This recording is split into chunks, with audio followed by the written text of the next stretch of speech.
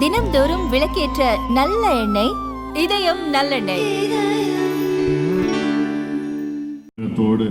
வேகத்தோடு பாட்டாளி மக்கள் கட்சி 38 ஆண்டுகளாக தமிழ்நாட்டின் ஒரு முக்கிய கட்சியாக திகழ்ந்து வருவதை வரவேற்ற பெரியோர்கள், தாய்மார்கள், ஊடக நண்பர்கள், வணிக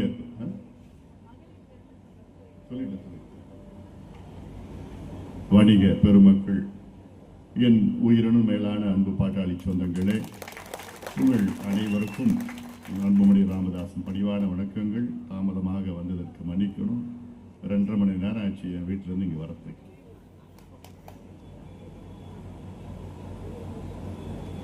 நான் சொன்னது போன்று பாட்டாளி மக்கள் கட்சி கடந்து வந்த பாதை மிக கடினமான பாதை. ஆனால் 38 ஆண்டுகளுக்கு பிறகு நாம் சரியான பாதையில் வந்திருக்கிறோம் என்று நினைத்து பார்த்தால் நிச்சயமாக அது சரி. நம்முடைய மருத்துவர் ஐயா அவர்கள் 46 ஆண்டு காலம் பொது வாழ்க்கையில் ஈடுபட்டு எத்தனையோ மாற்றங்களை தமிழ்நாட்டிற்கு கொண்டு வந்து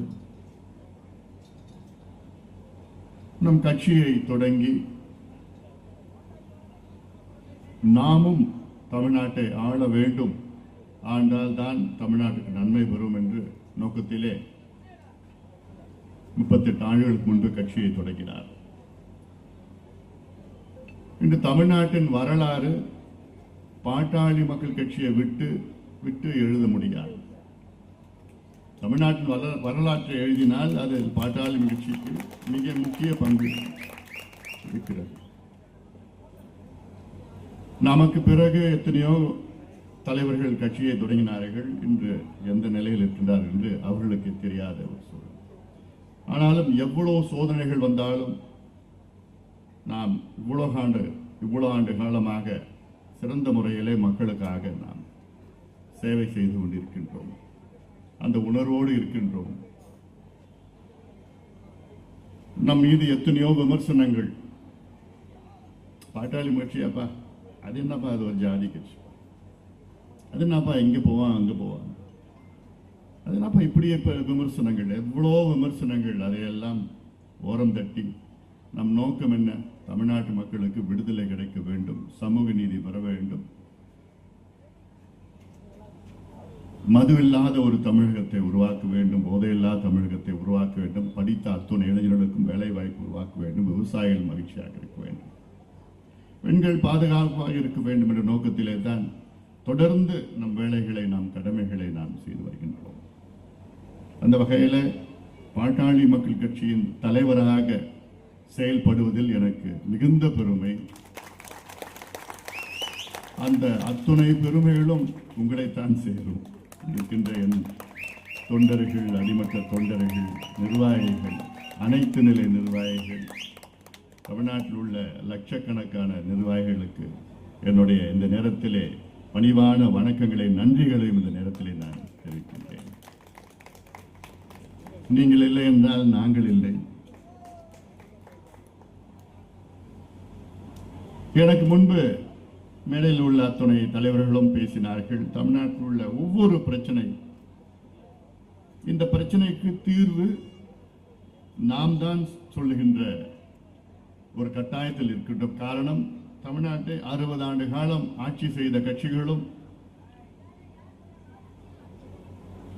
மனசுல இருக்கு, நிறைய இருக்கு, பேசணும்னு இருக்கு. ஆனா இந்த மேடை அது இல்லை. ஏன்னா ஒரு சில நாட்களுக்கு முன்பு ஒரு முக்கிய தலைவர் எனக்கு பேசினார். தமிழ்நாட்டில் ஒரு முக்கிய தலைவர் தொலைபேசியில் பேசினார். நான் ஒரு அறிக்கை வெளியிட்டேன் ஒரு 2-3 நாட்களுக்கு முன்பு. அந்த அறிக்கையில் தமிழ்நாட்டில் உள்ள தமிழ்நாடு நாள் என்று கொண்டாடப்பட வேண்டிய தேதி நவம்பர் 1 என்று அறிக்கையில் வெளியிட்டேன். ஆனால் கடந்த திமுக ஆட்சியில் தமிழ்நாடு நாள் என்று ஜூலை 18ஆம் நாள் அவர்கள் அந்த தேதியை மாற்றி ஜூலை 18ஆம் நாள் கொண்டாடுகின்ற ஒரு சூழலை உருவாக்கினார்கள் கடந்த திமுக ஆட்சியில். இந்த அரசும் அதை கடைபிடித்து தமிழ்நாடு நாள் என்றால் ஜூலை 18 என்று கடைபிடித்து அந்த திமுகவுடைய கொள்கையை தொடர்ந்து இவர்களும் அதை கடைபிடித்த ஒரு சூழல். அதை திருத்த வேண்டும் என்ற நோக்கத்திலே ஒரு அறிக்கை வெளியிட்டு மொழி வாரியாக பிரிக்கப்பட்ட மாநிலம் 1956 ஆண்டு நவம்பர் 1ஆம் தேதி பிரிக்கப்பட்டது. அப்பொழுதுதான் அதற்கு முன்பு சென்னை மாகாணம் இருந்தது, மெட்ராஸ் பிரசிடென்சி இருந்தது. 1956 ஆண்டில் நவம்பர் 1ஆம் தேதியில தான் மொழி வாரியாக ஆந்திர பிரதேசம், கர்நாடகா, கேரளா. ஆனால் நம் தமிழ்நாட்டிற்கு அப்பொழுது சென்னை மாநிலம், மெட்ராஸ் ஸ்டேட் இருந்தது. அதன் பிறகு 1967 திமுக ஆட்சிக்கு வந்த அண்ணா அவர்கள் இந்த ஜூலை 18ஆம் தேதி சட்டமன்றத்திலே ஒரு தீர்மானத்தை கொண்டு வந்தார். அவ்வளவுதான். என்னன்னு தமிழ்நாடு என்ற தீர்மானம் 1967 ஜூலை 18ஆம் தேதி கொண்டு வந்த தீர்மானம். ஆனால் அந்த தீர்மானம் 1969 ஆண்டில் ஜனவரி 14 தான் உண்மையா தமிழ்நாடு என்று பெயர் சூட்டப்பட்டது. திமுக அதில் வரல, எப்பவுமே அவங்க தான் வரலாற்றை கிரிச்சு போட்டு பண்ணிட்டு இருப்பாங்க. அப்போது ஒரு முக்கியமான தலைவர் என்கிட்ட பேசினாரு, சார் நீங்க அதெல்லாம் விட்டுடுங்க, ஜூலை 14 16 விட்டுடுங்க, 18 விட்டுடுங்க, ஜனவரி 14 விட்டுடுங்க, நவம்பர் 1 விட்டுடுங்க. ஆனால் உண்மையா தமிழ்நாடு விடுதலை கிடைச்ச நாள் மே மாசம் 4ஆம் தேதி. இது அவருடைய கருத்து, அவர் சொன்ன கருத்து. 60 ஆண்டு காலமாக இருவரும் மாறி மாறி ஆட்சி செய்து உண்மையான தமிழ்நாட்டுக்கு விடுதலை கிடைத்த நாள் என்று மே மாசம் 4ஆம் தேதி மக்கள் ஒரு புரட்சியை ஏற்படுத்தினார்கள், ஒரு மாற்றம் கொண்டு வந்தார்கள் என்று இது அவருடைய கருத்து. ஊடக நண்பர்களுக்கு திரித்து இதை நான் சொன்ன மாதிரி நீங்க போடாது. ஆனாலும் 10 ஆண்டுகளுக்கு முன்பு இந்த முயற்சியை நாம் எடுத்தோம். மாற்றம் முன்னேற்றம் மாண்புமணி என்று 2016 ஒரு பிரச்சாரத்தை மேற்கொண்டோம். ஒரு மாற்றம் வேண்டும் என்று அது முயற்சி செய்தோம். நமக்கு என்ன பிரச்சனை தெரியுமா? நம்ம எல்லாமே முன்கூட்டியே செஞ்சிடுவோம். அதான் நமக்கு பிரச்சனை. 30 ஆண்டுகளுக்கு முன்பு மது ஒழிப்பு, மது விலக்கு, மது ஒழிப்புன்னு மருத்துவர் ஐயா அவர்கள் பிரச்சாரத்தை மேற்கொண்டார். அப்போ ஒருத்தர்களும் மூச்சு விடல. ஐயோ மதுவா, ஒரு கட்சி கூட மூச்சு விடல. ஆனா அப்பவே எது வந்தாலும் பரவாயில்லை, நாங்க மது விலக்கு கொள்கை, மது ஒழிப்பு என்று தொடர்ந்து போராடி போராடி போராடி இது தமிழ்நாட்டில் உள்ள அனைத்து கட்சிகளும் நாங்களும் கொள்கை அளவில் மது விலக்கை நாங்கள் கொண்டு வருவோம், ஆதரிக்கின்றோம் என்று அந்த அளவுக்கு அத்துணை கட்சிகளும் இன்று முடிவெடுத்திருக்கின்றார்கள். ஒரு சிலர் இப்பொழுது திடீரென்று மதுவை ஒழிக்க வேண்டும், நாங்கள் 30-40 வருஷமா பண்ணிட்டு இருக்கோம். அதான் நம்ம பிரச்சனையே. அதுதான் நம்ம எல்லாமே முன்கூட்டியே எடுத்துட்டு பண்ணிட்டு இருக்கோம். 25 ஆண்டு காலமாக உறுதிமொழி எடுத்துக் கொள்கின்றோம். நாம் என்ன, தமிழ்நாட்டில் உள்ள இளைஞர்களை போதை பழக்கத்துக்கு ஆளாகக்கூடாது, விவசாயத்தை மேம்படுத்துவோம், கல்வியை மேம்படுத்துவோம், சுகாதாரத்தை எப்போ 25 ஆண்டு காலமாக இந்த உறுதிமொழியை வெள்ளை சீருடையிலிருந்து இளைஞர் சங்கம் சார்பிலே எத்தனையோ நூற்றுக்கணக்கான உறுதிமொழி கூட்டங்களை நடத்தியிருக்கின்றோம்.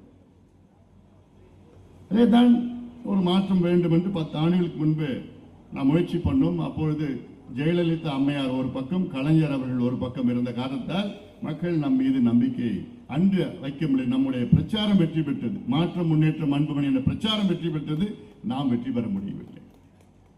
ஆனால் அந்த பிரச்சாரத்தை இன்னைக்கு பண்ணியிருந்தா வேற விதம். ஆனாலும் அது அரசியல் சூழல்கள்.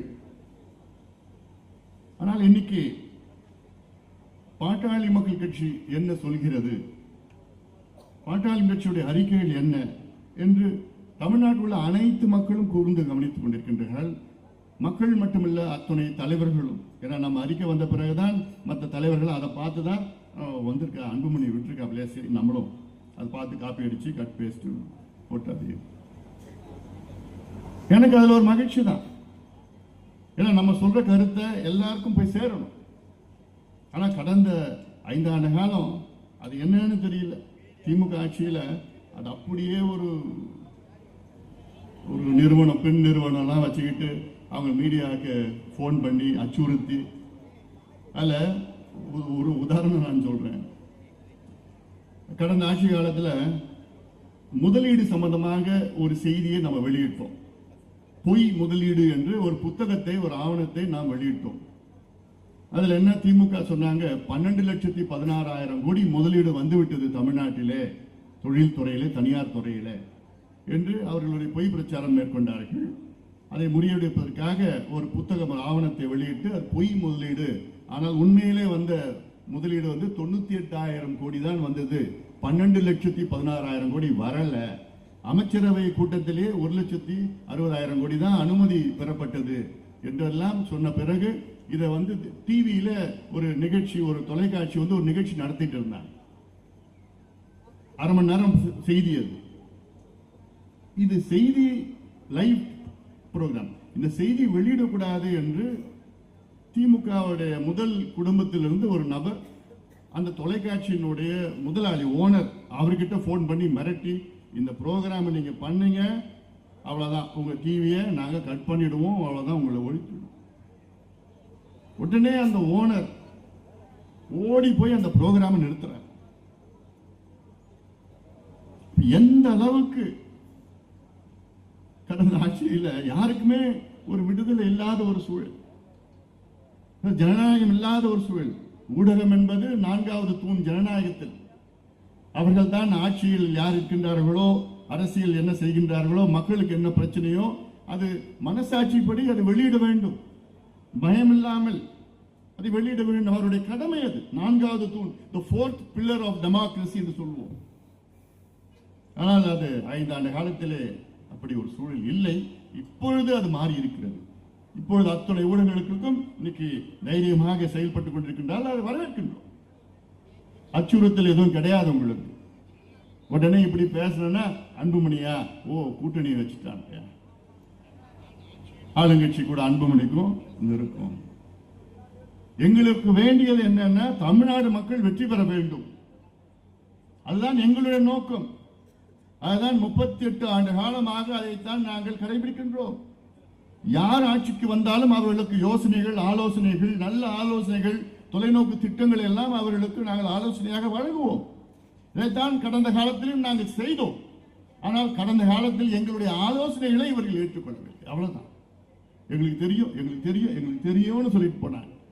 இப்ப இருக்கின்ற ஆட்சி நாங்கள் சொன்னால் அவர்கள் கேட்கின்ற நிலையில் இருக்கின்றார்கள். அதை மகிழ்ச்சி எங்களுக்கு.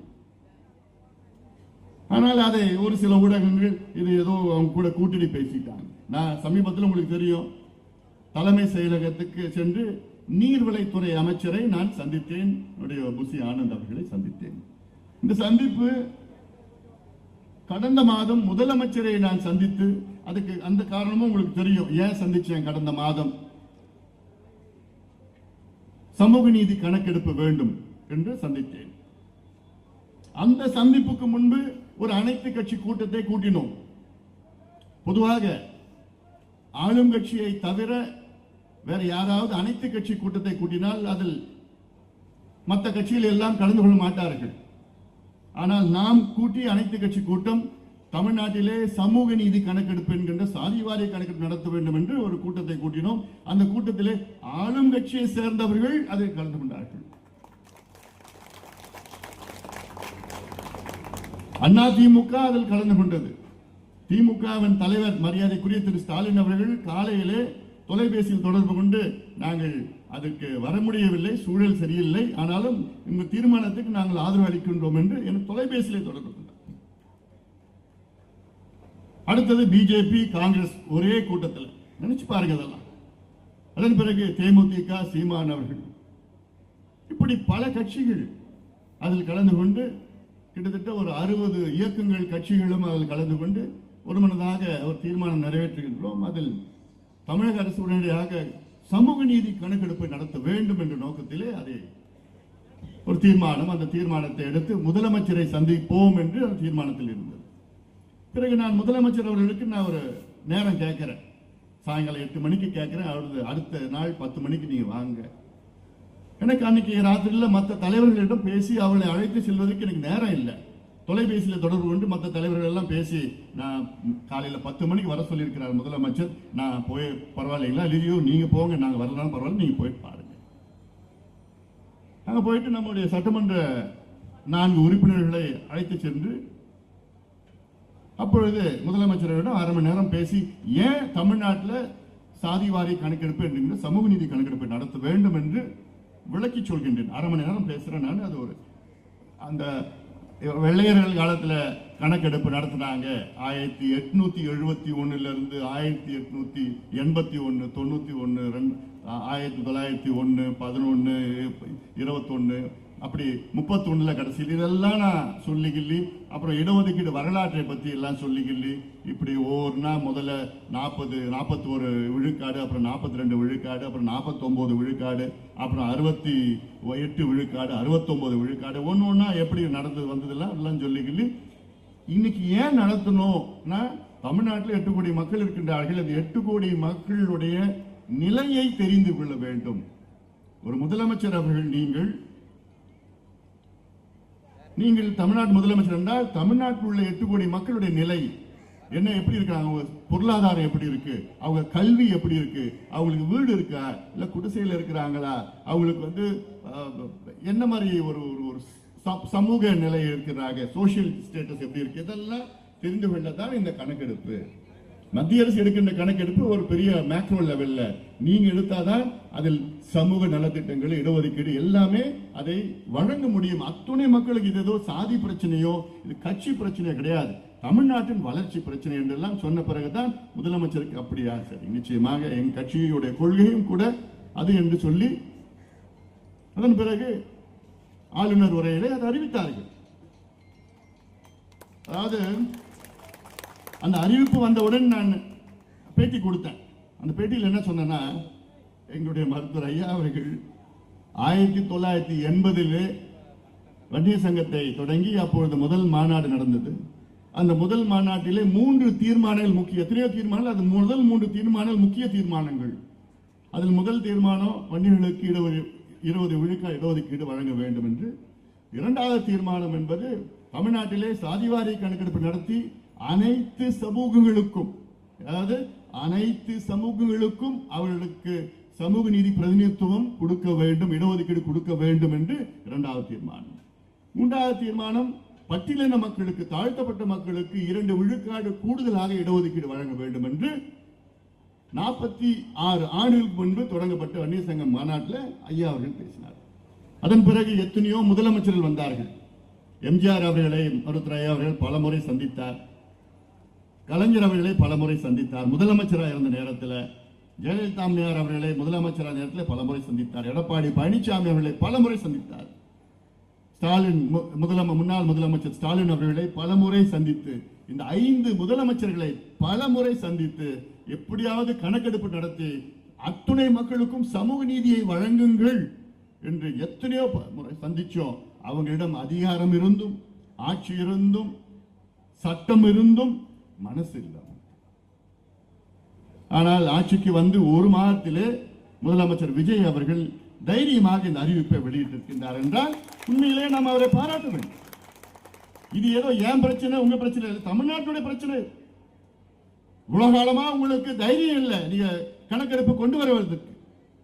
ஆனால் இன்னைக்கும் முதலமைச்சர் விஜய் அவருடைய அதிகாரிகள், எனக்கு அது வந்த செய்தி, அதிகாரிகள் சார் இது வேண்டாம் சார், இது பிரச்சனை வரும் சார், கடந்த காலத்திலையும் அது கொண்டு வரல சார், வந்துச்சுன்னா இவங்க இப்படி கேட்பாங்க, அவங்க அப்படி கேட்பாங்க, இதெல்லாம் வரும், அப்படிலாம் சொல்லி பார்த்தாங்க. இதைத்தான் கடந்த ஆட்சி காலத்தில், திமுக ஆட்சி காலத்தில் முன்னாள் முதலமைச்சர் ஸ்டாலின் அவர்கள் அவர் தொடக்கத்தில் நாங்கள் செய்கிறேன்னு சொன்னார், என்கிட்ட சொன்னார், ஐயாட்ட சொன்னார், நான் நேரில் போய் பார்த்தப்ப சொன்னார். அதன் பிறகு அவருடைய அதிகாரிகள் சார் எல்லாம் வேண்டாம் சார் பிரச்சனை சொன்னார், அப்படியே விட்டுட்டார். ஆனால் முதலமைச்சர் விஜய் அவர்கள் பரவாயில்லைங்க, என்ன பிரச்சனை வந்தாலும் பரவாயில்லைங்க, இது நான் தேர்தல் அறிக்கையில வாக்குறுதி கொடுத்திருக்கின்றேன், அது மட்டும் இல்லை இது ஒரு சமூக நீதி பிரச்சனை என்று தைரியமாக அதிகாரிகளை சொல்லி இதை அறிவிக்க வேண்டும் என்று சொல்லி இருப்பது இது உண்மையிலே பாராட்டக்கூடிய செய்தி. அதற்காகத்தான் 4 சட்டமன்ற உறுப்பினர்களையும் முதலமைச்சர் விஜய் அவரிடம் அழைத்து வைத்து ஒரு நன்றி சொல்லுங்கள். நான் முதலமைச்சர் விஜய் அவர்களை சந்தித்த நேரத்திலே அப்பொழுது நீர்வளத்துறை அமைச்சர் புசி ஆனந்த் அவர்கள் அங்கே வந்து அண்ணா எங்களுடைய ஆபீஸ் வந்துட்டு போங்கன்னு சொன்னாரு. அப்ப சொன்னேன், நான் உங்க ஆபீஸுக்கு நான் வரேன். என்னைக்குன்னா நீங்க நீர்வளைத்துறை நீர் சம்பந்தமான அத்துணை தமிழ்நாட்டில் அத்துணை பிரச்சனைகளை பற்றி நான் பேச வேண்டும், உங்களுடைய அதிகாரியிடம் நான் பேச வேண்டும். அதற்கு ஒரு நாள் குறிப்பிட்டு ஒரு நேரத்தை ஒதுக்கி அதில் நானே வருகின்றேன். அவர் சொன்ன இல்லை நான் வரேன்னு இல்லை சொன்னேன். இல்லை இல்லை நான் உங்க ஆஃபீஸ்க்கு வரேன். உங்க ஆஃபீஸர்ஸ் எல்லாம் ஐஏஎஸ்ல இருந்து நம்ம டெக்னிக்கல்ல இருந்து எல்லாரையும் வர வைங்க. நான் அவங்க கிட்ட தமிழ்நாட்டில் உள்ள நீர் மேலாண்மை திட்டங்களை பற்றி நான் பேச வேண்டும். எனக்கு கிட்டத்தட்ட 2 மணி நேரம் ஆகும் அப்படி சொன்ன. நிச்சயமா என்னைக்குன்னு சொல்லுங்க. அப்புறம் நான் தேதி சொன்னேன். அதுதான் அந்த சந்திப்பு தான் நடந்தது. உடனே சில ஊடகத்தில் அன்புமணியும் புஷியானந்தும் பேச்சுவார்த்தை முடிச்சுட்டாங்க. இவங்களுக்கு இவ்வளவு அமைச்சர்கள் இவ்வளவு வந்துருச்சு சேர்ந்துட்டாங்க. இதுதான் ஆக்கப்பூர்வமான அரசியல் பாட்டாளி முயற்சி. எங்கள் நோக்கம் தமிழ்நாட்டுடைய நீர் திட்டங்கள், நிலுவையில் இருக்கின்ற நீர் திட்டங்கள், அதாவது 60 ஆண்டு காலம் இந்த 2 கட்சிகளும் அதென்ன சொல்ல திராவிட கட்சிகள் தமிழ்நாட்டுக்கு அதாவது செய்த நான் துரோகம் சொல்ல மாட்டேன். அது கிட்டத்தட்ட அந்த வார்த்தை நீங்க மனசுல வச்சுக்கலாம். திராவிட கட்சியினுடைய மிகப்பெரிய தோல்வி தமிழ்நாட்டில் 60 ஆண்டு கால தோல்வி என்பது நீர் மேலாண்மையிலே அவர்களுக்கு முக்கியத்துவம் கொடுக்காததுதான். ஏன்னா அவங்க அதை பத்தி என்னன்னு தெரியல. அதான் பிரச்சனை. ஒரு மாநிலத்திற்கு முதன்மை பிரச்சனை, முதன்மை தேவை என்பது நீர் மேலாண்மை, வாட்டர் மேனேஜ்மெண்ட். இது எத்தனையோ மாநிலங்களை நான் பார்த்திருக்கிறேன். பக்கத்து மாநிலங்கள் எடுத்துக்கங்க. உதாரணம் தெலுங்கானா, ஆந்திரா, கர்நாடகா, கேரளா, மத்திய பிரதேஷ், மகாராஷ்டிரா, ஒரிசா, ஏன் குஜராத், இத்தனை மாநிலங்களிலும் நீர் மேலாண்மையில லட்சக்கணக்கான கோடி ரூபாய் முதலீடு செய்திருக்கின்றார்கள். லட்சக்கணக்கான கோடி ரூபாய். ஆனா தமிழ்நாட்டில் எதுல முதலீடு செஞ்சிருக்கிறாங்க? மாசம் மாசம் 1000 ரூபாய் தரேன். பொங்கலுக்கு ஒரு கரும்பு, ஒரு வெள்ளம், ஒரு இதுக்கு வேணான்னு சொல்லல. தமிழ்நாட்டில் என்ன பிரச்சனை? முக்கியமான பிரச்சனை இன்னைக்கு குடிக்கிறது தண்ணி இல்லை, விவசாயம் இல்லை, சண்டை போட்டுட்டு இருக்கிறோம், பிச்சை எடுத்துட்டு இருக்கோம். கேரளா கிட்ட தண்ணிக்கு பிச்சை எடுக்கிறோம், கர்நாடகாவில் பிச்சை எடுத்துட்டு இருக்கோம், தண்ணிக்கு பிச்சை எடுத்துட்டு இருக்கோம், ஆந்திராவில் பிச்சை எடுத்துட்டு இருக்கோம், சண்டை போட்டுட்டு இருக்கிறோம், வழக்கு போட்டுட்டு இருக்கிறோம். ஆனால் இருக்கிற திட்டங்கள் தண்ணி வந்துச்சுன்னா அந்த திட்டங்களுக்கு முக்கியத்துவம் கொடுக்கல. நம்ம பண்ணல. அது என்னென்ன செய்யணும், என்னென்ன திட்டங்கள் இருக்கு, என்னென்ன நிலுவையில் திட்டங்கள் இருக்கு, இதை அதுக்கு முக்கியத்துவம் கொடுக்கணும்னு நம்ம சொல்லிட்டு வரோம். அப்ப அன்னைக்கு போய் பேசுறது என்னன்னா, காவிரி குண்டார் திட்டம். காவிரியில் உபரிநீர் போகுது, கடல்ல போற தண்ணிய தென் மாவட்டங்களுக்கு திருப்பி விடும். தென் மாவட்டம் விருதுநகர் மாவட்டம் நம்முடைய பொருளாளர் அவங்க இருக்கிற மாவட்டம். காவிரி எங்க இருக்குது, விருதுநகர் எங்க இருக்கு? 2 பெரிய ஆறை தள்ளி போனோம், தாண்டி போனோம். காவிரி வடவெள்ளார் அதுல இணைச்சி, அதுக்கப்புறம் வைகையை இணைச்சி, அப்புறம் குண்டார் இணைக்கிற திட்டம். இந்த திட்டம் நிறைவேறினால் 6 மாவட்டங்கள் செழுமை அடையும், விவசாயம் பெருகும், பொருளாதார முன்னேற்றம் வரும், குடிநீர் பிரச்சனை தீரும். அதேபோல் மேட்டூர் உபரிநீர் திட்டம், அத்திக்கடவு அவிநாசி திட்டம் 2ஆம் பாகம் திட்டம், தர்மபுரி ஒகேனக்கல் உபரிநீர் திட்டம், தோனி மடுவு திட்டம், நந்தன் கால்வாய் திட்டம், இதெல்லாம் எல்லாமே பாலார் தென்பெண்ணை செய்யார் இணைக்கின்ற திட்டம். இதெல்லாம் பத்தி பேசிட்டு இருந்தேன்.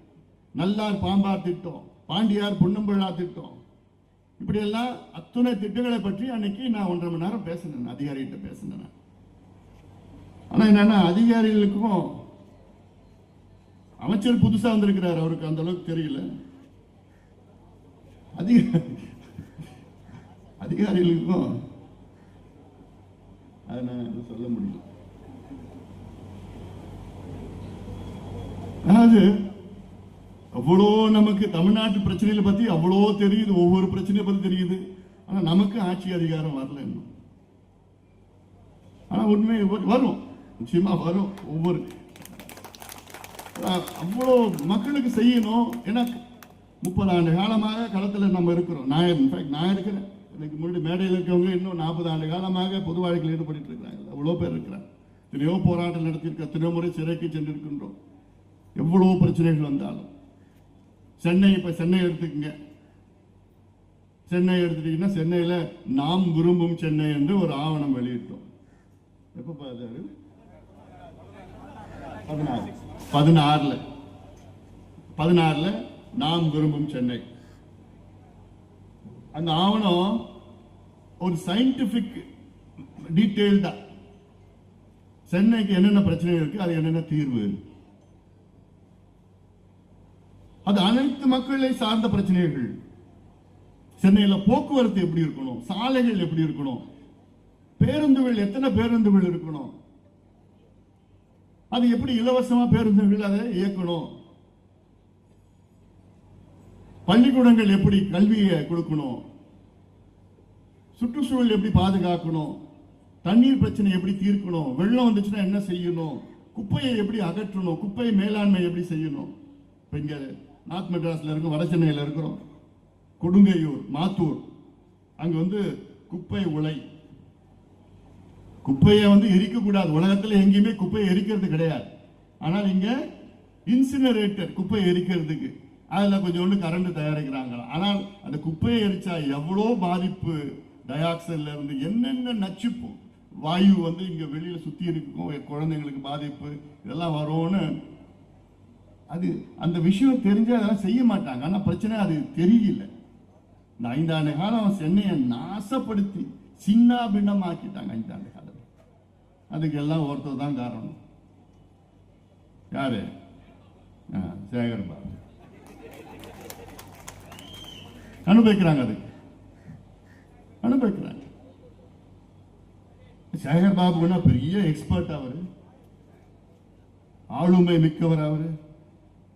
அவருக்கு இந்த துறை அந்த துறை, சென்னையில சிஎம்டிஏ எவ்வளவு செஞ்சிருக்கலாம், எவ்வளவு செஞ்சிருக்கலாம். இப்ப கூட ஒரு மேயர் இருக்கிறாங்க சென்னைக்கு. சென்னை மேயர்னா எவ்வளவு அதிகாரம் இருக்கு தெரியுமா? ஒரு மாநகராட்சி, அதாவது இந்தியாவில் 4 பெரிய மாநகராட்சியில் ஒரு மாநகராட்சி. நான் பல நாடுகளுக்கு போயிருக்கேன். லண்டனுடைய மேயர்னா அந்த நாட்டில் உள்ள பிரதமருக்கு நிகரானது. நியூயார்க் மேயர் என்று சொன்னால் அமெரிக்கா ஜனாதிபதிக்கு நிகரான அந்த அதிகாரம் வைக்கின்ற மேயர். நியூயார்க்ல இப்ப மம்தானின்னு ஒருத்தர் வந்திருக்கிறார். நிச்சயமா அவர் பிற்காலத்தில் வந்து ஜனாதிபதி கூட வரது வாய்ப்புகள் இருக்கு. பாரிஸ் மேயர் தான் பிற்காலத்தில் பிரான்ஸ் நகருக்கு அங்க வந்து பிரீமியரா வந்திருக்கிறாங்க. இப்படி எல்லாம் பல நகரத்தின் மேயர் அவ்வளவு அதிகாரம். சென்னை மேயருக்கு அதிகாரம் இருக்கு. ஆனா இந்த 5 ஆண்டு காலம் அந்த மேயரை செயல்பட விடல. நம்ம காட்சியெல்லாம் பார்த்துட்டு போனோம், தொங்கிட்டு எல்லாம் போறாங்க எல்லாம். இங்க இருக்கிற சேகர் பாபு அந்த மேயரை ஒரு சின்ன வேலை விட அவர் என்னமோ என்னையா கலாச்சாரம் அது? நீங்க யாரு? உங்களுக்கு எங்க இருந்து வந்தது அதெல்லாம்? ஆனா இதுல அன்றைய முதலமைச்சர் ஸ்டாலின் அவர்கள் எந்த நடவடிக்கை எடுக்கல. அது எடுக்காத காரணத்தில் தான் இன்னைக்கு சென்னை க்ளோஸ்.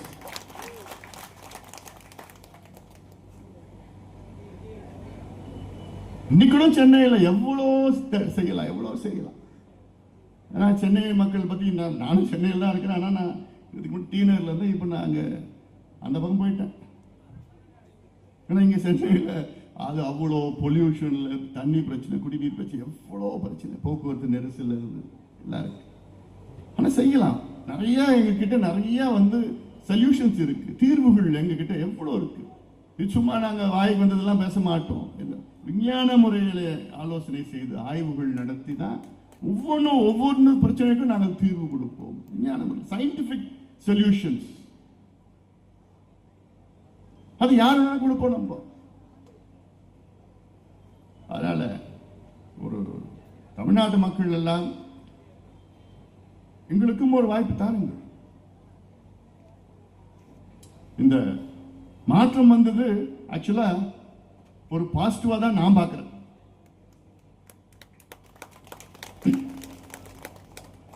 தேர்தலில் நம்மளும் ஒரு கூட்டணியில் போட்டிட்டோம். ஏன் நான் ஒரு பாசிட்டிவா பார்க்கிறேன்னா, இது தமிழ்நாட்டு மக்களுடைய உணர்வு. அவங்களுக்கும் 60 ஆண்டு காலம் ஐயோ என்னப்பா இவங்க மாத்தி மாத்தி மாத்தி மாத்தி அப்படின்னு அது ஒரு மனநிலையில ஒரு மிகப்பெரிய ஒரு புரட்சியை செய்தார்கள் தமிழ்நாட்டு மக்கள். பக்கத்து நாடுகள், இலங்கையில் நினைச்சு பாருங்க, இளைஞர்கள்லாம் சேர்ந்து ஒரு புரட்சி பண்ணாங்க. ஆனால் அதில் அசம்பாவிதம் நடந்தது, வன்முறையெல்லாம் ஈடுபட்டு. ஆனால் ஒரு ஆட்சி மாற்றம் இலங்கையில் நடைபெற்றது. நேபாள் அங்கேயும் பார்த்தா இளைஞர்கள் ஜென் ஜி அவங்க வந்து தெருவில் வந்து அங்கே அத்தனை ஊழல் அங்கே செய்த அந்த ஆட்சியை தூக்கி எறிந்து ஒரு புதிய ஆட்சியை கொண்டு வந்தார்கள். அங்கேயும் வன்முறை நடந்தது. பங்களாதேஷ்லையும் மிகப்பெரிய வன்முறை நடந்தது. ஆனாலும் அங்கே இருக்கின்ற இளைஞர்களுக்கு ஒரு மாற்றம் வேண்டும் என்று வன்முறையில் ஈடுபட்டு, ஆனாலும் ஒரு மாற்றம் வந்தது. இளைஞர்கள் நினைத்த ஒரு மாற்றம். தமிழ்நாட்டிலேயும் அதே நிலையில் தான் இளைஞர்கள் எல்லாம் சேர்ந்து எங்களுக்கு ஒரு மாற்றம் வேணும், அமைதியான ஒரு மாற்றம் கொண்டு வந்தாங்க. தேர்தல் ரீதியில், ஜனநாயக ரீதியில் ஒரு மாற்றத்தை கொண்டு வந்தார்கள். அதை நாம் மதிக்க வேண்டும், அதை உதாசீனப்படுத்தக்கூடாது, அது அசிங்கமான முறையில் விமர்சனம் செய்யக்கூடாது. அது அவங்களுடைய உணர்வு. இது இவங்களுக்கு தெரியும், அவங்களுக்கு தெரியல, அவங்களுக்கு ஒன்றும் தெரியல, தெரியலன்னா தெரிஞ்சுக்க போறாங்க. நீங்க தானே அந்த இளைஞர்களை இவ்வளவு காலமா இப்படி வச்சிருந்தீங்க, தெரியாம வச்சிருந்தீங்க. தெரிஞ்சுக்கிறாங்க, தெரியறது ஆர்வம் வந்திருக்குது, தெரிஞ்சுக்க போறாங்க. இதே இளைஞர்கள் இன்னைக்கு ஆட்சி மாற்றத்தை கொண்டு வந்த இளைஞர்கள் நாளை இப்ப இருக்கின்ற தமிழகத்தின் ஆட்சி சரியில்லை என்றால் அவர்கள் முதல்ல வீதியில நிற்பது அவங்க தான் நிற்க போறாங்க. அதுவும் நடக்கும், தேவைப்பட்டால் நடக்கும். ஏன்னா அவங்களுக்கு, இளைஞர்களுக்கு அவங்களுக்கு ஏதோ அவங்கள ஏதோ ஒரு அந்த வார்த்தையெல்லாம் என்னமோ வார்த்தை பயன்படுத்திட்டு இருக்காங்க. ஒரு மாற்றம் வந்திருக்கிறது. ஆனா எனக்கு என்னன்னா, இந்த மாற்றத்தை பயன்படுத்தி தமிழ்நாட்டுக்கு என்னென்ன நன்மைகள் செய்ய முடியும், அதான் எங்க மனசுல இருக்கு. பாட்டாளி கட்சியுடைய நோக்கம் அதுதான். அதுக்குத்தான் நம்ம ஆக்கப்பூர்வமான யோசனைகள், ஆலோசனைகள் நாங்கள் கொடுக்கிறோம், சந்தோஷமா கொடுக்கிறோம். ஏன்னா இதுக்கு முன்பு எவ்வளவு சொல்லி பார்த்தோம், கேட்க கூட மாட்டேன், கேட்கிற நிலையில கூட இல்லை. இவங்க ரெண்டு பேரும் எவ்வளவு சொல்லுவோம், எவ்வளவு செய்வோம், ஒன்னொன்னும் சொல்லுவோம். நீ என்ன சொல்றது, நான் என்ன கேட்கறது. அது பிரச்சனை என்னன்னா அவங்களுக்கு தெரியல. இப்பயும் முதலமைச்சர் அவர்கள் அரசியலுக்கு புதுசுதான், அவருக்கு தெரியல. ஆனா தெரியறதுக்கு ஒரு ஆர்வம் இருக்கு. அன்னைக்கு அவரை பார்க்கிறப்போ, முதலமைச்சர் என் வீட்டுக்கு வந்தப்போ அப்ப நான் சொன்னேன், தமிழ்நாடு மக்கள் வெற்றி பெறணும், அவ்வளவுதான் என்னோட நோக்கம். அது யார் செஞ்சாலும் என்ன, நீங்க செஞ்சா எனக்கு சந்தோஷம். நாங்கள் ஆலோசனை, நல்ல திட்டங்கள், நல்ல ஆலோசனை உங்களுக்கு நாங்கள் வழங்குகின்றோம். நிச்சயமா சொல்லுங்க சார், எங்களுக்கு இட் பி வெரி ஹெல்ப்ஃபுல். இதுதான் ஆரோக்கியமான ஒரு அரசியல், இதுதான் வேணும், இதுதான் எதிர்பார்க்கிறோம். அதே போன்ற சமீபத்தில் மேகதாது பிரச்சனை. மேகதாது என்பது இது திடீர்னு வந்த பிரச்சனை கிடையாது. இது 50 ஆண்டு காலமாக கர்நாடகாவில் அணை கட்டணும், மேகதாதுல பகுதியில் காவிரி ஆற்றை தடுத்து நிறுத்தி, காவிரி ஆற்றிலே, கர்நாடகாவில் உள்ள காவிரி ஆற்றிலே மிகப்பெரிய அணை, இந்த மேகதாது அணை கட்ட வேண்டும் என்று அங்கு கர்நாடகாவில் உள்ள அத்துணை கட்சிகளும் ஒன்று சேர்ந்து அவர்கள் முயற்சி செய்து வருகிறார்கள். அனைத்து கட்சிகளும். இப்ப இருக்கிற முதலமைச்சர் டி.கே. சிவகுமார் அவர்கள் வீட்டில் போய் உட்கார்ந்துகிட்டு, யார் உட்கார்றா, பிஜேபி, ஜனதாதள், கம்யூனிஸ்ட், எல்லா கட்சிகளும் அவர் வீட்டில் போய் உட்காந்துக்கிட்டு என்ன பண்ணலாம், எப்படி ஆலோசனைன்னு இவர் எல்லாரையும் அங்கே டெல்லிக்கு கூட்டிட்டு போயிட்டு அங்கே போய் பிரதமரை சந்திக்கிறாங்க, நீர்வளத்துறை அமைச்சரை சந்திக்கிறாங்க. இந்த மேகதாது எப்படியாவது கட்டணும். இது சம்பந்தமா 4 நாள் நடைபயணம் மேற்கொண்டோம். உங்களுக்கும் தெரியும். இதுக்கு முன்பு மேகதாது என்ன பிரச்சனைன்னு தெரியல, மக்களுக்கு தெரியல, இளைஞர்களுக்கு தெரியல.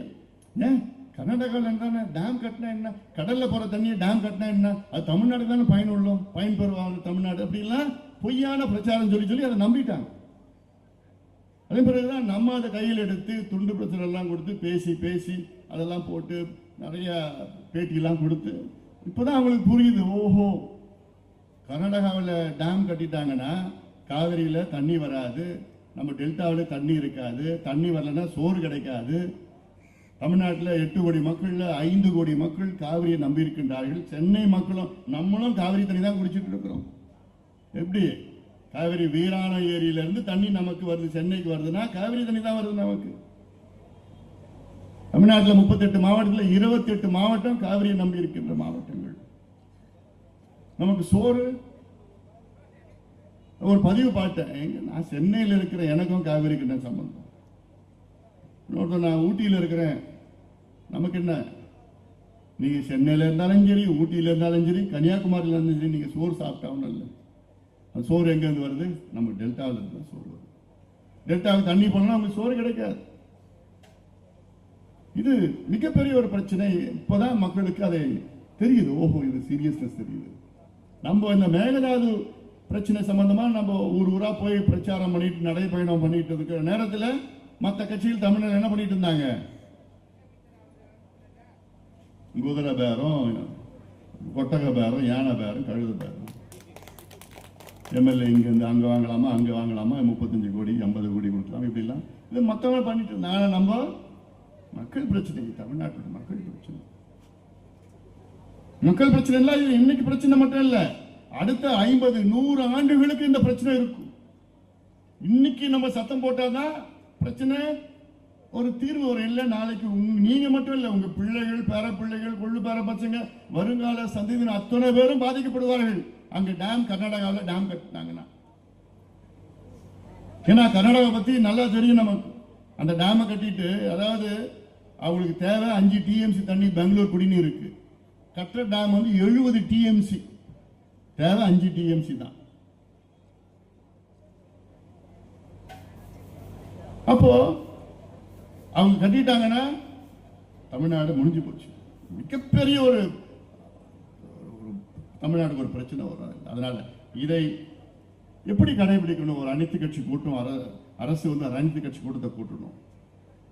கூட்டி எங்களெல்லாம் டெல்லிக்கு அழைச்சிட்டு போய் பிரதமரை சந்திச்சு அழுத்தம் கொடுத்து, நீர்வளத்துறை அமைச்சர் அழுத்தம் கொடுத்து, அங்க டெல்லியில தரையில நாங்க உட்கார்றதுக்கு தயாரா இருக்கிறோம். போராட்டம் பண்றோம், சட்ட போராட்டங்கள், பல வழக்குகளை போடணும். மேகதாது அணை கட்டினாங்கன்னா 12,500 ஏக்கர் காடுகளை அழித்து கட்டுகின்ற ஒரு சூழல். 12,500 ஏக்கர் காடு, வனவிலங்குகள், புலிகள் சரணாலயத்தை அழிக்கிற ஒரு திட்டம். யானைகள், ஆயிரக்கணக்கான யானைகள், சிறுத்தைகள், சுற்றுச்சூழல் இதுல போயிடும், தண்ணி வராது, நிறைய பிரச்சனைகள் இருக்கு. இதை பற்றி மக்கள் பேச வேண்டும், இதை பற்றி இளைஞர்கள் பேச வேண்டும், இதை பற்றி அத்துணை அரசியல் கட்சிகளை பேச வேண்டும். நம்முடைய சட்டமன்றத்தில் சட்டமன்ற குழு தலைவர் சௌமியா அவர்கள் சட்டமன்றத்தில் அவ்வளோ மிக சிறந்த முறையில் பேசியிருக்கின்றார்கள். எங்களுக்கெல்லாம் அவ்வளோ சந்தோஷம். ஏன்னா நான் தமிழ்நாடு எங்க போனாலும் யார் எத்தனையோ பேர், குறிப்பாக பெண்கள் கிட்ட வந்து, சார் மேடம் ரொம்ப நல்லா பேசுனாங்க சார். நிறைய பெண்கள் சார் மேடமுடைய ஃபேன் சார். அதாவது அவங்களுக்கு தமிழ்நாட்டில் பெண்கள் ஒரு மனநிலை என்னன்னா, பெண்களுக்காக, அவர்களுடைய பிரச்சனைகளுக்காக பேசுகின்ற சௌமியா அன்புமணி அவர்கள் என்று தமிழ்நாட்டில் ஒட்டுமொத்த பெண்கள் அப்படி நினைச்சிட்டு இருக்கிறாங்க. எங்களுக்காக அவங்க தான் பேசுறாங்க. பெண்கள் மட்டுமில்ல, நான் இந்த நடைபயணம் போறப்போ விவசாய சங்க கூட்டம், அவ்வளோ விவசாய சங்க தலைவர்களை சந்திச்சேன். ஒவ்வொரு விவசாய சங்க தலைவரும் என்கிட்ட சொல்றாங்க, ஐயா இவ்வளோ காலமா சட்டமன்றத்தில் விவசாய பிரச்சனை யாரோ பேசினாங்க, ஆனா சௌமியா அவர்களை போன்ற இதுவரைக்கும் யாரும் பேசல. உணர்வுபூர்வமா பேசினாங்க, புரியுற மாதிரி பேசினாங்க. எல்லாரும் ஒரு சாதாரண பாமரம் புரியுற மாதிரி 100 அடி ஆழம் கிணத்துல இருக்கிறாங்க, அது 50 அடி கயிறு கொடுத்தா எப்படி மேல வருவாங்கன்னு இப்படிலாம் சொன்னப்போ எல்லாருக்கும் ஒரு யதார்த்தமான ஒரு புரிதல். அப்போ இதுதான் எங்களுக்கு வேணும் அப்படின்னு சொல்லி எல்லாம் பேசிட்டு இருக்க. அதனால எங்களுக்கு இதெல்லாம் பெருமையா நாங்க பார்த்துக்கிறோம். அதனால எங்களுடைய நோக்கம் தொடர்ந்து, எங்களுடைய பயணம் தமிழ்நாட்டினுடைய முன்னேற்றம் தான் எங்களுடைய லட்சியம். இதுல எங்களுக்கு எந்த வகையிலையும் சுயநலம் எங்களுக்குலாம் இல்லை. நாங்க சுயநலவாதியா இருந்தோம்னா வேற விதமான, வேற திசையில நாங்க அரசியல் செஞ்சுட்டு இருப்போம், எப்படி வேணா நாங்க போயிருப்போம். ஆனா எங்களோட நோக்கம் தமிழ்நாட்டு மக்கள், தமிழ்நாட்டினுடைய அனைத்து மக்கள். உங்களுக்கு தெரியும், கடந்த ஆண்டு 100 நாள் நடைபயணம் மேற்கொண்டோம். இந்த 100 நாள் நடைபயணம் நோக்கம் என்ன? திமுக ஆட்சியை அகற்ற வேண்டும் என்ற நோக்கம். 100 நாள் 38 மாவட்டத்தில் 34 மாவட்டத்துக்கு நான் போயிட்டு வந்தோம். ஒவ்வொரு பகுதிக்கு சொன்ன அன்னைக்கு நான் சொன்ன வார்த்தை என்ன சொன்னேன்? யார் வர வேண்டும் என்பதை விட யார் வரக்கூடாது என்று முடிவு செய்யுங்கள். என்னைக்கு? ஒவ்வொரு ஆண்டுக்கு முன்பு. கிட்டத்தட்ட ஜூலை 25, இன்னும் அடுத்த வாரம், கடந்த ஆண்டு ஜூலை 25 தான் என்னுடைய நடைபயணத்தை தொடங்கினேன். நான் 1 வருஷம் ஆயிடுச்சு. திமுக ஆட்சி அகற்ற வேண்டும் என்று முதல் குரல் கொடுத்தவன் இந்த அன்புமணி ராமதாஸ், தொடர்ந்து குரல் கொடுத்தவன், இந்த மக்களுடைய மனநிலையை மாற்றியவன். நான் அவ்வளவு ஆக்ரோஷமா பிரச்சாரம் பண்ணோம், உணர்வுபூர்வமா பண்ணோம். நம்ம பிரச்சாரம் தான் எடுபட்டுச்சு. மற்ற கட்சிகள்லாம் பேசினாங்க, ஆனா ஒன்ற அளவுக்கு இல்லை. பிரதமர் அவர்கள் தேர்தல் பிரச்சார கூட்டத்தில் நான் அப்பயும் அவ்வளோ உணர்வுபூர்வமான எல்லாம் பேசி ஒவ்வொரு ஊரா போயிட்டு பிரச்சாரம் எல்லாம் பண்ணி வரும். ஆனாலும் நம்ம கூட்டணி வர முடியவில்லை என்றாலும் நம்ம நோக்கம் என்ன? திமுக ஆட்சி அகற்றப்பட வேண்டும். அதில் நாம் வெற்றி பெற்று விட்டோம். திமுக ஆட்சி அகற்ற வேண்டும். அதற்காகத்தான் நம்முடைய தொடர்ந்து நடைபயணம், பிரச்சாரம் எல்லாம் பண்ணோம். அதில் நாம் வெற்றி பெற்று விட்டோம். ஏன் இவர்கள் அகற்றப்பட வேண்டும் என்றால் ஊழல் ஊழல் ஊழல், காசு கொள்ளடிச்சு அடிச்சு அடிச்சு எந்த திட்டமும் இல்லை, எந்த திட்டமும் நிறைவேறல. சென்னை மக்களுக்கு சும்மா பேரு ரோடு போட்டாங்கன்னா ரோடு போடாமலே பில்ல போடுறது, குடிநீர் பிரச்சனை, சாக்காடு, எல்லாம் பில்லு போட்டு அத்தனையும் எல்லாத்தையும் எடுக்கணும். இப்போ அங்க கூட திருவான்மையூர் வந்து உத்தண்டி வரைக்கும் ஒரு மேம்பாலம், இத்தனை அறிக்கை கொடுத்தேன் நான். அந்த மேம்பாலம் எவ்வளோ? 1400 கோடியில செய்யணும். அந்த மேம்பாலம் 14 கிலோமீட்டர். ஆனா 2100 கோடியில அந்த மேம்பாலம் திட்டம், அதை வந்து அடிக்கல் நாட்டி முதலமைச்சர் அவசரமா அடிக்கல் நாட்டி, மிகப்பெரிய ஊழல் அது. அன்னைக்கே சொன்னேன் நான். ஆனா அதை பத்தி கவலை இல்லை, அடிக்கல் நாட்டிட்டு போனார். ஆட்சி மாற்றம் வந்தது, மறுபடியும் 2 முறை சொன்னேன் அந்த மேம்பாலத்தை ஊழல் நடந்திருக்கு சொன்னா, இப்ப நிறுத்திட்டாங்க. என்னோட நோக்கம் நிறுத்துறது கிடையாது. என்னோட நோக்கம் அந்த ஊழலை தடுக்க வேண்டும். இன்னைக்கு காலையில கூட நான் பேட்மிண்டன், நான் தான் தமிழ்நாடு இறகுப்பந்து கழகத்தின் தலைவர், பேட்மிண்டன் அசோசியேஷன் பிரசிடென்ட் நான் தான் தமிழ்நாட்டில், இந்திய அளவில் வைஸ் பிரசிடென்ட் தான் பேட்மிண்டன். இன்னைக்கு நேரு ஸ்டேடியமில் ஒரு நிகழ்ச்சி நடந்தது காலையில். அதில் வந்து நேஷனல் ரேங்கிங் டோர்னமெண்ட் 1500 வீரர்கள் வீராங்கனை தமிழ்நாட்டிலேருந்து இந்தியாவிலேருந்து அத்தனை பேரும் இங்கே வந்து கிட்டத்தட்ட ஒரு வாரம் இங்கே அந்த நிகழ்ச்சி. அந்த நிகழ்ச்சியில் நான் தமிழ்நாடு விளையாட்டுத்துறை அமைச்சர் ஆதவ அர்ஜுனா அவரை அழைத்து இந்த டோர்னமெண்ட் வந்து இனாகிரேட் பண்ண சொல்லியிருந்தேன், வந்திருந்தார். அப்போ நான் சொன்னேன், அப்போ சொன்னாப்ல, ஆனால் அந்த அந்த திட்டத்தை அந்த அவ்வளோ பெரிய ஊழல் நடந்தது, அதனால நாங்கள் ரத்து பண்ணிட்டோம், கான்ட்ராக்ட் ரத்து பண்ணிட்டோம். நான் சொன்னேன், என்னுடைய நோக்கம் ரத்து பண்ணுறது கிடையாது. என்னுடைய நோக்கம் வந்து நேர்மையான முறையில் இன்னும் 4 வழி சாலையை வந்து 6 வழி சாலையாக திட்டம் வேணும். ஆனா ஊழல் இல்லாம நடக்கும். கட்டுமானங்கள் நமக்கு வேணும், சென்னையில் கட்டுமானங்கள் வேணும். இன்னொன்னு சொன்னேன், அந்த அவுட்டர் ரிங் ரோட்ல பாத்தீங்கன்னா அது வந்து திமுக ஆட்சியில் அவசரமா அடுத்த 25 ஆண்டுகளுக்கு ஒரு தனியார் கான்ட்ராக்டர் கிட்ட 2500 கோடி ரூபாய்க்கு தனியார் கான்ட்ராக்டர் கிட்ட அவசரமா ஃபைல போட்டு நகர்த்தி போயிட்டாங்க. இந்த முதலீடு செஞ்சது தமிழ்நாடு அரசு தான். அண்ணா திமுக ஆட்சி காலத்தில் 2011, 12, 13 அப்ப தொடங்கப்பட்ட அந்த ரோடெல்லாம் இப்பதான் போட்டு முடிச்சுக்கிடுச்சு. இப்ப அதுல டோல்கேட், அந்த டோல்கேட்டை ஆபரேட் பண்றது ஒரு தனியார் நிறுவனம் அடுத்த 25 ஆண்டுகளுக்கு. ஆனா அவங்களுடைய அரசுக்கு கொடுக்க வேண்டிய 2500 கோடி. கணக்கு போட்டு பார்த்தா 25 ஆண்டுகளுக்கு பிறகு அவங்களுக்கு எவ்வளவு தெரியுமா பணம் போகுது? 55,000 கோடி ரூபாய். ஆனா அவங்க அரசுக்கு கொடுக்கிறது எவ்வளவு? 2500 கோடி. இதுல ஒவ்வொரு துறையிலையும் ஊழல். அதெல்லாம் நான் சொன்னேன், அடுத்து நிறுத்துங்க, அந்த கான்ட்ராக்ட் கொடுக்காதீங்க. அதுல என்ன ரெக்கமெண்டேஷன் நான் பண்ணிருக்கிறேன்னா, அந்த டோல்கேட்டை எடுத்துடுங்க.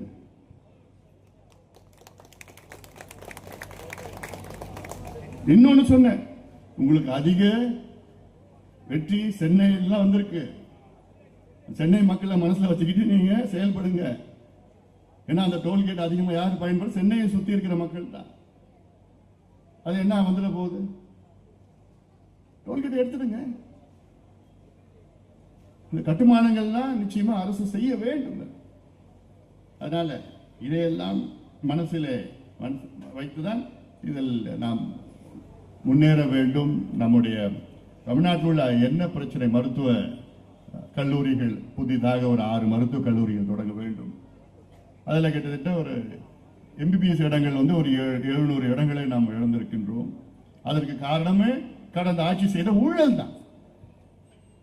4 மருத்துவக் கல்லூரிகள் அவர்கள் எல்லாம் இப்போது நிகர்நிலை பல்கலைக்கழகங்களாக மாறியிருக்கின்றார்கள். அவர்கள் மாற வேண்டும் என்றால் தமிழ்நாட்டின் அரசினுடைய நோ அப்ஜெக்ஷன் சர்டிபிகேட் கொடுக்கணும். அதுல எப்படின்னா 2 மாதத்திற்குள்ள கொடுக்கலன்னா டீம்ட் டு பி அக்செப்டட்னு இருக்கும். 2 மாசத்துக்குள்ள தமிழ்நாடு அரசு அப்ஜெக்ட் பண்ணலன்னா உடனே அவங்க 2 மாதத்துக்கு பிறகு ஆட்டோமேட்டிக்கா பர்மிஷன் கொடுத்த மாதிரி கணக்குல வரும். வேண்டுமென்றே தமிழக அரசு 2 மாதம் அமைதியா இருந்தாங்க, ஃபைல் அமைதியா வச்சுட்டு இருந்தாங்க. முந்தைய ஆட்சி சொல்லணும். அதுக்கப்புறம் 2 மாதத்துக்கு அப்புறம் அவங்களுக்கு பர்மிஷன் கிடைச்சிருச்சு, ஆட்டோமேட்டிக்கா கிடைச்சிருச்சு. டீம்டு யூனிவர்சிட்டினா என்ன? அவங்களுடைய 50 விழுக்காடு எம்பிபிஎஸ் இடங்கள் வந்து தமிழக அந்த கவர்மெண்ட் கோட்டாவுக்கு வராது. 250 சீட் 250 அவங்க அட்மிஷன் பண்ணிக்கலாம். இது அதுல ஒரு ஊழல். இவங்க திமுக அது சாதாரணமா எல்லாம் பிஹெச்டி டபுள் பிஹெச்டி ஊழல் செய்யறது. எவ்வளவு விஞ்ஞான ரீதியில் எவ்வளவு ஊழல் அடிக்கணுமோ அடி அடி அடி. மக்களை பத்தி ஒரு துளியும் சிந்தனை கிடையாது. கொள்ளடிச்சு அடிச்சு அடிச்சு அடிச்சு எலெக்ஷன்ல அவ்வளோ காசு கொடுத்தாங்க. கொள்ளடிச்ச காசு ஒன்றும் நடக்கல. அதான இந்த புரட்சி நடந்தது, அமைதியான புரட்சி, இளைஞர்கள் செய்த புரட்சி. அதனால இதை இப்ப இருக்கின்ற அரசு அதை மனதிலே அதை கவனம் செலுத்த வேண்டும். செலுத்தி தமிழ்நாட்டினுடைய உரிமைகளை நாம் மீட்டெடுக்க வேண்டும். தமிழ்நாட்டில் உள்ள கல்வி பிரச்சனை, சுகாதார பிரச்சனை, விவசாயிகளுடைய கடன்களை, கூட்டுறவு வங்கி கடன்களை தயவு செய்து மாண்புமிகு முதலமைச்சர் விஜய் அவர்களே, தமிழ்நாட்டில் உள்ள விவசாயிகள் என்று மிகுந்த வறுமைகள் வாடிக்கொண்டிருக்கின்றார்கள். இப்போ இந்த ஆண்டு super L Niño effect. L Niño என்றாலே ஒரு மிகப்பெரிய ஒரு வறட்சி, மழை பற்றாக்குறை இருக்கும். இந்த ஆண்டு சூப்பர் எல் நீனோ என்றால் 150 ஆண்டுகளுக்கு ஒரு முறை நடக்கின்ற ஒரு சூழல். தண்ணியே இல்லை. தென்மேற்கு பருவம் கிட்டத்தட்ட 60% பற்றாக்குறை. குறுவை சாகுபடி முடிஞ்சு போச்சு.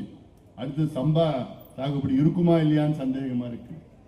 எத்தனையோ விவசாயிகள் வந்து கூட்டுறவு வங்கி கடனை வாங்கிட்டு அந்த வங்கியிலிருந்து தினம் தொந்தரவு பண்ணிட்டு இருக்காங்க. கட்டுறீங்களா இல்லையா, என்பி ஆயிடுச்சுன்னா அடுத்த முறை உங்களுக்கு கிடைக்காது, சொத்தை ஜப்தி பண்ணுவோம், என்னென்னமோ பண்ணி வச்சிருக்கிறாங்க, எல்லாம் மிரட்டிட்டு இருக்கிறாங்க.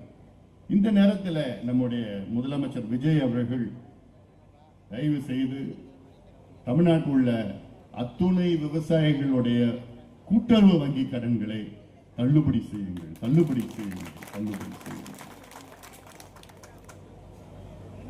இது உங்களுடைய தேர்தல் அறிக்கையில் தான் நீங்க சொல்லியிருக்கிறீங்க, உங்களுடைய வாக்குறுதி தான் அது.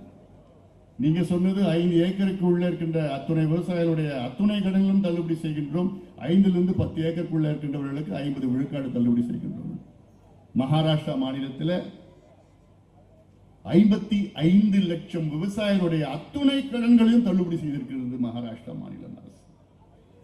36,000 கோடி ரூபாய் அந்த அளவுக்கு தள்ளுபடி செய்திருக்கின்றார்கள். ஆனால் இங்கே முதலமைச்சர் விஜய் அவர்களே, நீங்க 2000 கோடிக்கு நீங்க அறிவிச்சிருக்கீங்க, இன்னும் ஒரு 15,000 கோடி தான். அதுக்கு ஒரு மாற்று வழி ஒன்று இருக்கு. அதுவும் நம்முடைய பாட்டாளி மக்கள் கட்சியுடைய சட்டமன்ற குழு தலைவர் சௌமியா அன்புமணி அவருடைய யோசனை கொடுத்தார். அவங்களுக்கும் இந்த விவசாய சங்கங்கள்லாம் போய் பார்த்து அவங்களுக்கு யோசனை கொடுத்தாங்க. ஒவ்வொரு ஆண்டும் கிட்டத்தட்ட ஒரு 32,000 கோடி 35,000 கோடி வந்து விவசாயிகளுக்கு மானியம். அது இல்லாமல் வந்து அந்த இலவச அந்த டிராக்டர், அந்த கருவி, அப்புறம் அந்த யூரியா மட்டும் இல்லை, அது வந்து அந்த இடுபொருட்கள், அதில் ஃபர்டிலைசர்ஸ் எல்லாம் இருக்குது. இல்லை அது என்னன்னா ஃபர்டிலைசர்ஸ் பார்த்தீங்கன்னா தண்டத்துக்கு ஒண்ணுமே இல்லை, அதில் ஒண்ணுமே இருக்க. ஆனாலும் அது வாங்கியே ஆகணும். மண்புழு உரத்தில் மண்ணு மட்டும்தான் இருக்கும், புழு கிடையாது. அதுலயும் ஊழல். இப்படி எல்லாம் இடுபொருட்களுக்கு பதிலா 32,000 35,000 கோடி இடுபொருட்களுக்கு பதிலா அதுல ஒரு 10,000 15,000 கோடி கட் பண்ணுங்க. ஏன்னா அதுல என்னன்னா 32,000 கோடியில கிட்டத்தட்ட 20,000 கோடி ஊழல் நடக்குது. அதுக்கு யாருக்கும் பயன் இல்லை. அதுல ஒரு 10,000 கோடி கட் பண்ணி இந்த கடன் தள்ளுபடி செய்யுங்க. இன்னொரு யோசனை, 5,000 கோடி தமிழ்நாடு அரசு அதை கடனை வாங்குங்க, அந்த வங்கியில நீங்க கடன் எடுங்க, 3 தவணையா நீங்க அதை திருப்பி கொடுங்க.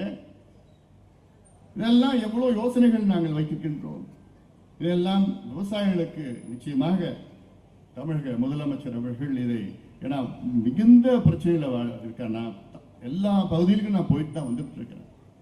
போன இடத்துல எல்லாம் விவசாயிகளை கோரிக்கையே இதுதான், எப்படியாவது எங்க கடனை தள்ளுபடி பண்ணு. சட்டமன்றத்தில் பேசினாங்க, 10,000 கோடி கடனை வாங்கி லண்டன்ல சொகுசா வாழ்ந்துட்டு இருக்கிறானுங்க. 10,000 ரூபாய் கடனை வாங்கி அதுல ஒரு முறை பேங்க்ல இருந்து வந்து கேட்டாலே சுயமரியாதை அதிகமாக உள்ள விவசாயிகள் கழுத்து தொங்கிட்டு இருக்க 10,000 ரூபாய்க்கு. அந்த உணர்வை நாம் புரிந்து கொள்ள வேண்டும். நமக்கு சோறு போடுகின்ற கடவுள் விவசாயிகள். அப்படிப்பட்ட அந்த கடவுளை நம்ம வச்சு கொண்டாடணும். அவங்க எந்த கஷ்டமும் படக்கூடாது. நமக்கு சோறு போட்டுட்டு இருக்கிறாங்க. அவங்க கஷ்டத்தை நாம் பகிர்ந்து கொள்ள வேண்டும், அதை நீக்க வேண்டும். அது நம்முடைய கடமை. ஆட்சியர் யார் இருந்தாலும் சரி, அவருடைய கடமையை பார்க்கணும். எத்தனை சினிமாவில் நம்முடைய முதலமைச்சர் விஜய் அவர்கள்லாம் விவசாயிகள் எவ்வளவு நண்பராக எத்தனையோ சினிமா நடிச்சிருக்கிறார். இப்போ அந்த பொறுப்புல வந்திருக்கிறார். கையெழுத்து போட்டா அந்த கடன் தள்ளுபடி ஆகும். அந்த பொறுப்புக்கு வந்திருக்கிறார். நிஜ வாழ்க்கையில வந்திருக்கிறார். அந்த உணர்வை அதை புரிந்து கொண்டு அந்த கையெழுத்து போடுங்க. போட்டு அத்துணை விவசாயிகளுடைய கூட்டுறவு வங்கி கடன்களை முழுமையாக நான் தள்ளுபடி செய்கின்றேன். அந்த கையெழுத்தை முதலமைச்சர் விஜய் அவர்களை தயவு செய்து போடுங்கள். இது அவசியமானது. அதே போன்று தமிழ்நாட்டிலே இன்னும் இந்த போதை பழக்கம் இன்னும் இருக்கிறது. இதற்கு சிங்கப்பெண்ணே என்று எல்லாம் பெண்கள் பாதுகாப்புக்காக இந்த போதை ஒழிப்பதற்காக எல்லாம் நீங்கள் நடவடிக்கை எடுத்திருக்கிறீங்க. ஆனால் போதுமானது இல்லை. இன்னும் வேகப்படுத்த வேண்டும். ஏன்னா இந்த திமுக ஆட்சி காலத்தில் பார்த்தீங்கன்னா 5 ஆண்டு காலத்தில் இந்த இளைஞர்கள் அப்படி அந்த இளைஞர் சமுதாயமே அழிந்து விட்டது. கடந்த 30-40 ஆண்டு காலத்தில் பார்த்தீங்கன்னா இந்த மதுவை கொடுத்து 3 தலைமுறை அழிச்சார்கள். 5 ஆண்டு காலத்தில் இந்த போதைப் பொருட்கள் எங்க பார்த்தாலும் எல்லாத்துக்கும் உடனேதான். காவல்துறைக்கு தெரியாம ஒரு சின்ன ஒரு பொட்டலம் கஞ்சா விற்க முடியாது. யாராலும் விற்க முடியாது, எங்க விற்க முடியாது. ஆனா கஞ்சா என்பது அதை விட கொடூரமான போதைப் பொருட்கள். காக்கைன், ஹெரோயின், அப்பின், LSD, ஃபென்டனைல், மெத்தில் ஆம்பெட்டமின், வெள்ளக்காரன் என்னென்ன பயன்படுத்துறானோ அத்தனையும் தமிழ்நாட்டில் எங்க பார்த்தாலும் கிடைச்சு. சென்னையில மட்டும் இல்லை, கிராமத்தில் எல்லாம் வித்துட்டு இருந்தாங்க. இது முன்னாள் முதலமைச்சருக்கு தெரிஞ்சுதா தெரியலையா? எதுவும் தெரியல. நாங்களும் எவ்வளோ சொல்லி எவ்வளோ போராட்டம். அதெல்லாம் நடவடிக்கை வேகமாக எடுக்க வேண்டும். அவசியமானது. அதனால இதையெல்லாம் தொடர்ந்து பாட்டாளி கட்சி என்ன தமிழ் மக்களுடைய பிரச்சனைகள் அத்தனையும் தொடர்ந்து நாங்கள் மக்கள் பிரச்சனைக்காக நாங்கள் போராடுவோம், குரல் கொடுப்போம். சட்டமன்றத்துக்குள்ளேயும் சரி, வெளியிலையும் சரி, தொடர்ந்து சட்ட போராட்டங்கள் எங்களுடைய வழக்கறிஞர் பாலு அவர்கள் இங்கே வரை வந்திருக்கின்றார்கள். எத்தனையோ சட்ட போராட்டங்கள் அவர் மூலமாக வழக்குகளை இந்தியாவில் நெடுஞ்சாலை பகுதிகளில் மதுக்கடைகள் இருக்கக்கூடாது என்று வழக்குகளை போட்டோம். உச்சநீதிமன்றம் வரை சென்று இந்தியாவிலே 90,000 மதுக்கடைகளை மூடிய கட்சி பாட்டாளி மக்கள் கட்சி. தமிழ்நாட்டில் 3,321 மதுக்கடைகளை மூடிய கட்சி பாட்டாளி மக்கள் கட்சி. தமிழ்நாட்டிலே 16 மணி நேரத்திலிருந்து இன்னைக்கு 11 மணி நேரம், 16 மணி நேரம் வித்துட்டு இருந்தாங்க டாஸ்மாக்ல. இன்னைக்கு 11 மணி நேரம். இதெல்லாம் எவ்வளோ பாட்டாளி மக்கள் கட்சி செய்திருக்கிறது. எவ்வளோ சாதனைகள். 6 இடஒதுக்கீடு தமிழ்நாட்டுக்கு மட்டுமில்லை, 4 இடஒதுக்கீடு தமிழ்நாட்டில், இந்திய அளவில் 2 இடஒதுக்கீடு, 6 இடஒதுக்கீடு போராடி பெற்று தந்த தலைவர் எங்களுடைய மருத்துவர் ஐயா. இதற்கு முன்பு யாரும் கிடையாது, இதற்கு பின்பு யாரும் வரப்போறது கிடையாது. அவ்வளோ கொள்கைகள், அவ்வளோ போராட்டங்கள். இன்னைக்கு நீர் மேலாண்மை மட்டுமில்லை, விவசாய பிரச்சனைகள் மட்டுமில்லை, சுற்றுச்சூழல் பிரச்சனைகள் எங்க இருந்தாலும் சரி, அதற்கு தொடர்ந்து போராட்டம். வருகின்ற ஞாயிற்றுக்கிழமை காலையில் இன்னொரு பிரச்சாரத்தை மேற்கொள்ள இருக்கின்றோம். நம்முடைய பள்ளிக்கரணை சதுப்பு நிலத்தை பாதுகாக்க வேண்டும். பள்ளிக்கரணை சதுப்பு நிலம் எத்தனை பேர் பார்த்துருக்கீங்கன்னு தெரியல எனக்கு. அது இந்த மேடவாக்கும் ஓஎம்ஆருக்கும் ஈசிஆருக்கும் நடுவில் இருக்கிற மிகப்பெரிய சதுப்பு நிலம் என்றால் அது வடிகால். சென்னையில் எவ்வளவு மழை பெஞ்சாலும் எவ்வளவு வெள்ளம் வந்தாலும் அந்த தண்ணி அப்படியே வடிஞ்சு எங்கே போகும்னா அந்த பள்ளிக்கரணை சதுப்பு நிலத்தில் போய் அந்த தண்ணி வந்து அது ஒக்கிய மதகு வழியாக துறப்பாக்கம் வழியாக வந்து அங்கே நம்மளுடைய பக்கிங்ஹாம் கால்வா மூலமாக போகும். அதுக்கப்புறம் முட்டுக்காடுல வழியாக கடலுக்கு போகும். இதுதான் இயற்கை கொடுத்த வரம். நமக்கு டிரைனேஜ் சிஸ்டம் 100 ஆண்டுகளுக்கு முன்பு அந்த பள்ளிக்கரணை சதுப்பு நிலம் வந்து 15,000 ஏக்கர், 15,000 ஏக்கர்ஸ் 100 ஆண்டுகளுக்கு முன்பு. 60 ஆண்டுகளுக்கு முன்பு அது வந்து 12,500 ஏக்கரா குறைஞ்சிடுச்சு.